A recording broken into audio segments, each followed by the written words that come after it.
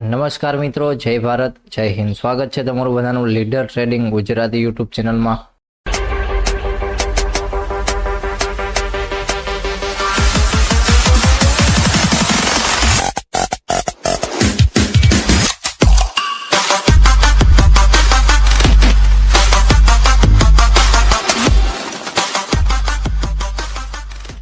તો આજે હતી ક્યાંક 7 માર્ચ અને જોવા જઈએ તો આજના દિવસે બેંક નિફ્ટી અને નિફ્ટીમાં ક્યાંક બેંક નિફ્ટીમાં થોડી ઘણી સારી એવી મુવમેન્ટ જોવા મળી અને નિફ્ટી ક્યાંક જોવા જઈએ તો 520નું જે લેવલ હતું, એટલે આપણે જે જૂનો ટુમોરોનો વિડીયો છે એમાં ક્યાંક વાત કરીને રાખ્યું હતું કે માર્કેટમાં જ્યાં સુધી 520નું લેવલ ક્યાંય ઉપર કેન્ડલ ક્લોઝિંગ ન મળે ત્યાં સુધી આપણે મોટો અપસાઇડનો વ્યૂ નહીં રાખીએ, કારણ કે અને જો નીચેથી અપસાઇડના વ્યૂ માટે જાતા પણ હોય તો પણ 500ના વ્યૂ પાસે આવે ત્યારે આપણે એકવાર વિચાર કરશું કે પોઝિશનમાં શું કરવું છે, કારણ કે એના ઉપર નીકળશે પછી જ વધારે અપસાઇડના વ્યૂ પાસે જાશું. તો જેમ કરીને જોઈ લઈએ તો માર્કેટ આજના દિવસે વારંવાર 520ના ઝોન પાસેથી જ નીચે આઈ કરતું હતું, એટલા માટે એ એક રેઝિસ્ટન્સ ઝોન તરીકે સારો એવો કામ આવ્યો છે કે જે 520નો ઝોન હતો. નીચે માર્કેટ એકવાર બ્રેક કરીને અને સપોર્ટ ઝોન પાસે એટલે કે 440નું પણ એક ઝોનની વાત થઈ હતી કે પાછળનો પુલબેક પણ યાદ છે, પાછળનું ઝોન એક હતું એ પણ યાદ છે. તો માર્કેટ પણ રિવર્સલ પણ 440ના ઝોન પાસે થઈ ગયું, એટલે જોવા જઈએ તો લેવલ મુજબ કામ કર્યું હોય માર્કેટમાં તો સવારમાં એકાદ બે એન્ટ્રી હતી, પછી માર્કેટ ક્યાંક સાઇડવેઝ હતું અને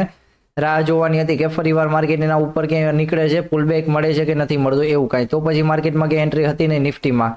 અને જોવા જઈએ તો બેંક નિફ્ટીમાં પણ સપોર્ટ ઝોન જ્યાં હતો પરફેક્ટ સપોર્ટ ઝોન પાસે માર્કેટમાં એન્ટ્રી જોવા મળી, કારણ કે સવારમાં માર્કેટ એક પુલ બેક આપીને બ્રેક કર્યું, પછી થોડુંક ફેક થઈ ગયું માર્કેટ, પછી હોલ્ડ કરીને પણ અહીંયા એક ટ્રેન્ડ લાઇન જેવું નીકળતું હતું એના નીચે માર્કેટે પુટ સાઇડની મુવમેન્ટ આવી અને જો એ પણ ન લીધી હોય તો તરત માર્કેટે 180 પોઈન્ટની ક્યાંક એક કેન્ડલમાં કોલ સાઇડની મુવમેન્ટ આપી કે જે આપણો સપોર્ટ ઝોન પાસે માર્કેટ હતું, કારણ કે અહીંયા પુલ બેક આપ્યો છે નહીં ને માર્કેટ એના ઉપર હોલ્ડ કરતું હતું તો સપોર્ટ ઝોન હતો તો અહીંયા પણ 180 પોઈન્ટની સારી એવી મુવમેન્ટ જોવા મળી, કારણ કે એ પણ બેંક નિફ્ટીમાં સવારમાં મુવમેન્ટ જોવા મળી હતી.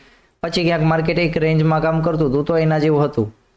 અને ચાલો વાત કરી લઈએ હવે 11 માર્ચ એટલે કે કાલના દિવસે મહાશિવરાત્રિની માર્કેટમાં હોલિડે છે, રજા છે, પછી શનિવાર છે અને એના પછી રવિવાર છે. તો માર્કેટમાં 3 દિવસની રજા આવે છે અને આજે જે મુવમેન્ટ હતી એ આપણે પાછળના વિડીયોમાં એની પણ વાત થઈ ગઈ હતી કે માર્કેટમાં 3 દિવસની રજા આવે છે તો માર્કેટ સાઇડવેઝ પણ રહી શકે, કારણ કે શુક્રવારનું માર્કેટમાં જે બધું મેનેજમેન્ટ હોય છે કે બધું માર્કેટમાં પ્રીમિયમ આ તે બધું સેટલમેન્ટ ને એવું બધું કરવાનું હોય તો માર્કેટમાં થોડુંક સાઇડવેઝ પણ રહી શકે. તો સેમ પ્રમાણે માર્કેટ એક સાઇડવેઝ ઝોનમાં પણ જોવા મળ્યું તો ઘણું સારું કહેવાય, કારણ કે 10 મિનિટની ટાઈમ ફ્રેમમાં જોઈ લો તો બેંક નિફ્ટી અને નિફ્ટીના કોઈ લેવલ એટલા બધા ચેન્જ છે નહીં, કારણ કે માર્કેટ અહીંયાની યાદ છે એટલા માટે તો બે લેવલની અંદર જ છે, તો એના પણ એવી રીતના છે. પણ છતાં આપણે વીકલી એનાલિસિસ કરી લઈએ અને માર્કેટને જોઈ લઈએ કે એક વીકની ટાઈમ ફ્રેમમાં માર્કેટ શું દેખાય છે. તો પહેલા વાત કરી લઈએ બેંક નિફ્ટીની, કારણ કે બેંક નિફ્ટીમાં એક વીકની ટાઈમ ફ્રેમમાં માર્કેટને જોઈ લઈએ તો જે પ્રમાણે માર્કેટે નીચે એક ડબલ્યુ જેવું બનાવતું હતું, સપોર્ટ ઝોન ઉપર માર્કેટ કામ કરતું હતું, તો વીકના એનાલિસિસ જોતા હોય તો એને ખ્યાલ જ છે માર્કેટમાં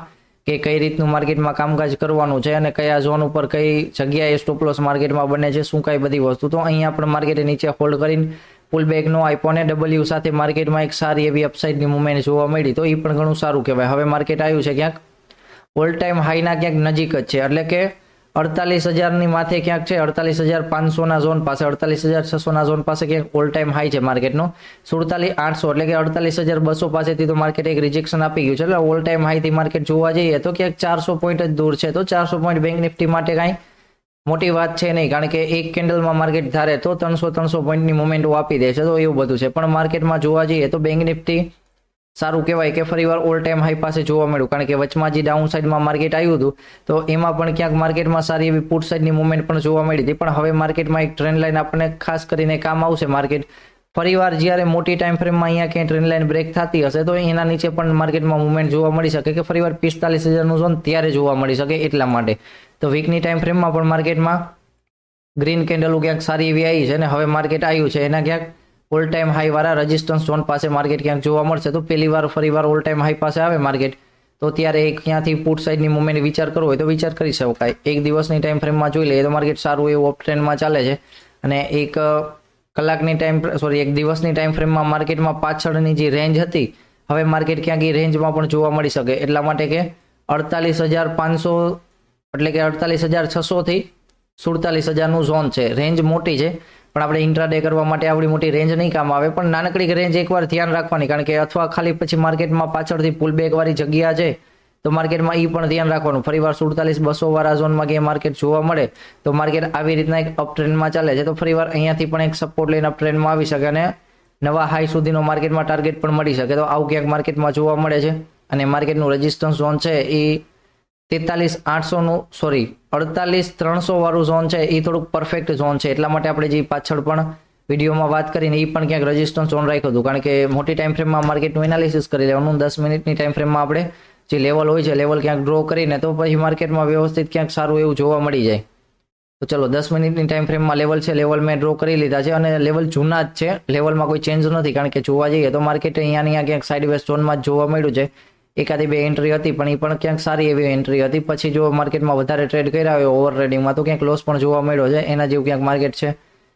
તો લેવલ બધા છે હું ટેલિગ્રામની ફ્રી ચેનલ છે એમાં સેન્ડ કરી દીધેલા જ છે. કારણ કે ફરીવાર માર્કેટ જોવા જઈએ તો એક ટ્રેન્ડ લાઇન ઉપરથી નીકળે છે, ટ્રેન્ડ લાઇન લગાવી શકો છો. આપણે જે લેવલ સેન્ડ કર્યા છે એમાં ક્યાંય ટ્રેન્ડ લાઇન નથી લગાવેલી, પણ આવી રીતના એક ટ્રેન્ડ લાઇન લગાવી શકો છો. અને માર્કેટમાં એક સારો એવો સપોર્ટ ઝોન છે તો સપોર્ટ ઝોનનો પણ ઉપયોગ કરી શકો છો. કારણ કે માર્કેટ એક ટ્રેન્ડ લાઇનમાં ચાલે છે, ફરીવાર એને બ્રેક થશે માર્કેટ તો એટલે કે વાત કરી લઈએ હવે સોમવારની. સોમવારે માર્કેટ ક્યાંય ઓપન થાય છે અપની સાઈડમાં 47,900ના ઝોન પાસે. તો માર્કેટમાં આજના દિવસનું સારું એવું હોલ્ડિંગ પણ થઈ ગયું છે. ફરીવાર અહીંયાથી જો પુલબેક આપી નીકળે છે 48,000ના ઝોન ઉપર તો ક્યાંક સારી એવી માર્કેટમાં મુવમેન્ટ જોવા મળી શકે. પેલો ટાર્ગેટ હશે એ 150 પોઈન્ટનો હશે, જે માર્કેટમાં 154ના લેવલ પાસે. એના ઉપર માર્કેટમાં ફરીવાર 300ના ઝોન પાસે, કારણ કે 300નો ઝોન રેઝિસ્ટન્સ ઝોન છે તો અહીંયા આવે ત્યારે માર્કેટમાં સ્ટોપ લોસ ટ્રાયલ કરવો હોય તો કરી શકાય, અથવા 200ના ઝોન પાસે પણ થોડુંક ધ્યાન રાખવા જેવું છે, એના જેવું છે.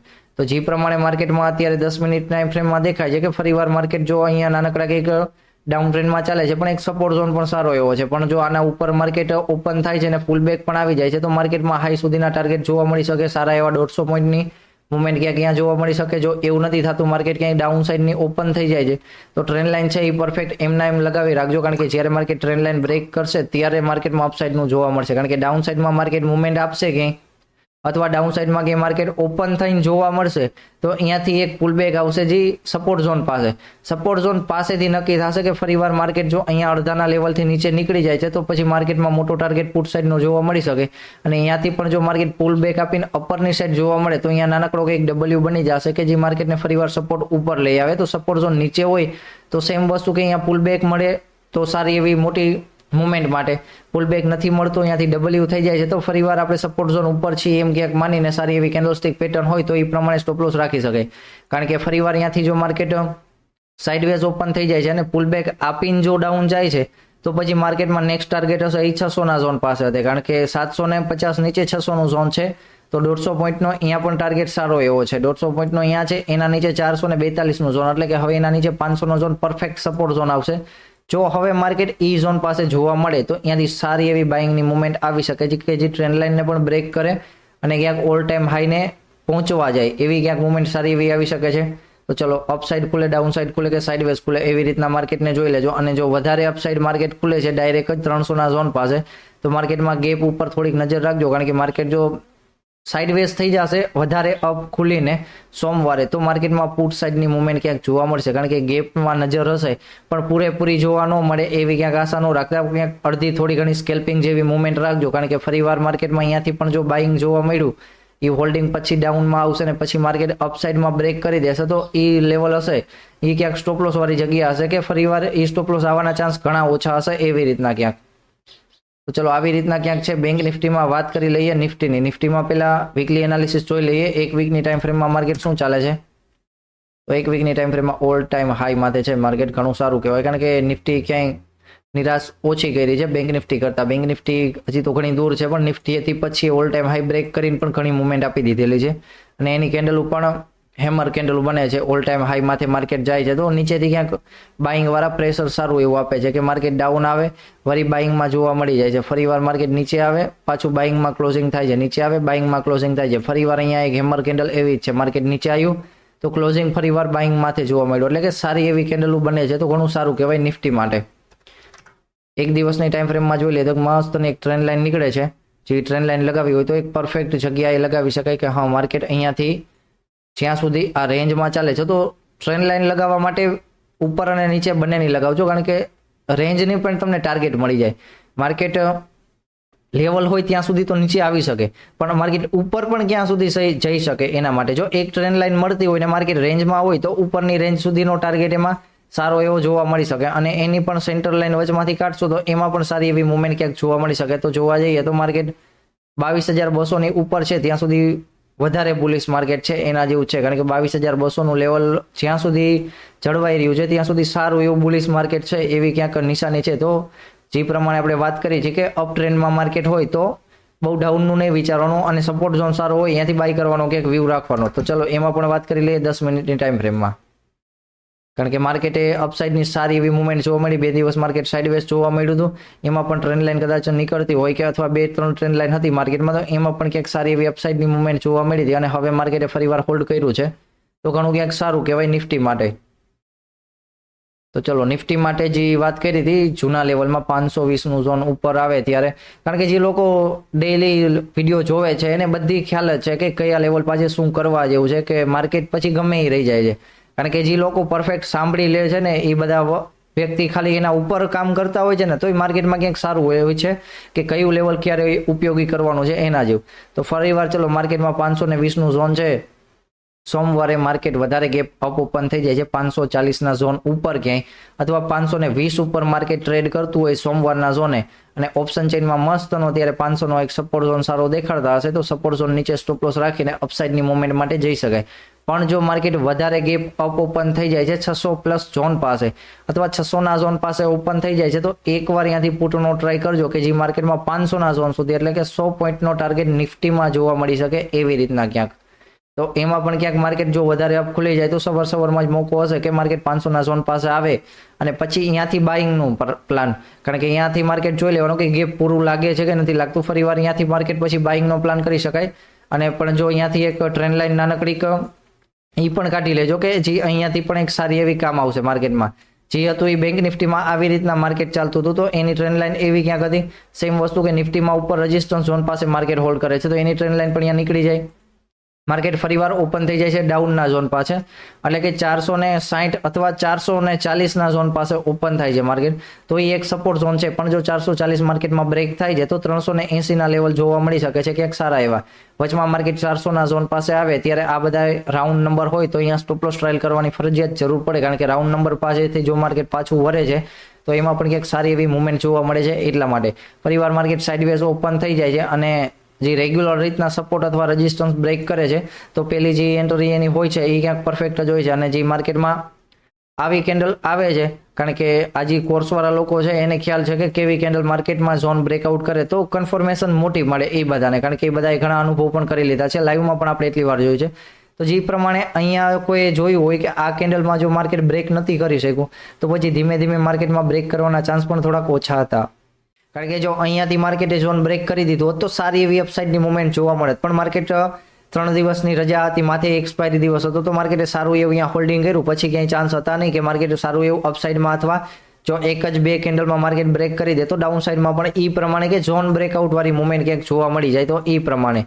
તો ફરીવાર માર્કેટ જો ઓપન થઈ જાય છે 400ના ઝોન નીચે ક્યાંય કે 400ના ઝોન નીચે ઓપન થાય છે તો માર્કેટમાં થોડીક એવી વધારે પણ પુટ સાઇડની મુવમેન્ટ આવી શકે કે જે 300ના ઝોન સુધી, તો 400ના ઝોન પાસે ડાઉન ઓપન થાય માર્કેટ અથવા એને પરફેક્ટ સપોર્ટ ઝોન હશે એનો 300ના ઝોન પાસે, કારણ કે 400ના ઝોન પાસે ઓપન થતું હોય તો માર્કેટમાં 300નું ઝોન ક્યાંય જોવા મળતું હોય તો અહીંયાથી ફરીવાર એકવાર ક્યાંક બાઇંગ કરી શકાય કે જે માર્કેટમાં સારો એવો ટાર્ગેટ અપસાઇડનો ઓલ ટાઈમ હાઈ વાળો ક્યાંક ટાર્ગેટ રાખી શકાય એના માટે.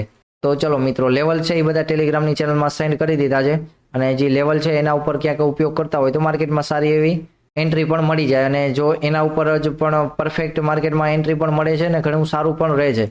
તો જે લોકો લેવલનો ઉપયોગ કરે છે એને ખ્યાલ જ છે માર્કેટમાં, અને જે નવા લોકો હોય તો એ પેલા લેવલને થોડાક દિવસ વોચ કરો અથવા જૂના વિડીયો કે એ બધું જોઈ લ્યો કે કઈ રીતના લેવલ ઉપર કામ કરવાનું છે, થોડાક લાઈવ જોઈને આવો અથવા ગમે ત્યાંથી થોડુંક માર્કેટનું નોલેજ લઈને આવો. નોલેજ હશે તો લેવલ ક્યાંક ઉપયોગ કરવાની વધારે મજા આવશે, કારણ કે જે પ્રમાણે માર્કેટ ચાલે છે, માર્કેટ કઈ રીતના લેવલ લીધેલા છે, કઈ રીતના માર્કેટમાં કામ કરવાનું છે, આપણે આપણું મની મેનેજમેન્ટ ફોલો કરવાનું છે, બધી વસ્તુ માર્કેટમાં ઉપયોગી છે. અને ખાસ કરીને તમે જેટલું માર્કેટમાં અનુભવ કરશો એટલું વધારે જોવા મળશે, તો એનું પણ ક્યાંક ખાસ ધ્યાન રાખવાનું. તો ચલો, જય ભારત, જય હિન્દ મિત્રો, મળીએ સોમવારે ટુમોરોના વિડીયોમાં.